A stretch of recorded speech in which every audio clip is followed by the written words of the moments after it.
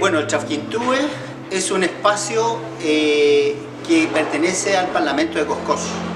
El Parlamento de Coscós es una organización sociopolítica de acá del territorio que en Mapudungun es Coyactún. El Coyactún es una organización que crearon nuestros antepasados y que fue la instancia en donde se tomaron acuerdos, en donde se establecieron normas, y a través del Parlamento fue que se fue como normando, estableciendo leyes, normas de conducta. Esto, bueno, se creó hace un par de miles de años atrás seguramente, y nosotros de alguna manera hemos reposicionado el Coyactún y le decimos Parlamento para que se entienda en castellano, pero como es una organización creada por los mapuches y para los mapuches, nosotros cuando conmemoramos el año 2007, el último Coyactún que se hizo acá, el año 2007 se cumplieron 100 años,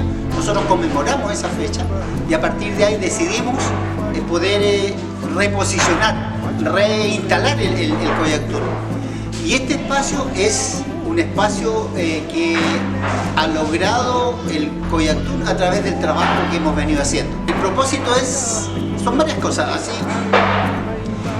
Una, que el Chafquintúe es el intercambio de productos, de conocimiento, pero a eso nosotros le hemos agregado el Chafquintúe como un espacio de encuentro de los pueblos, de las culturas, ¿ya?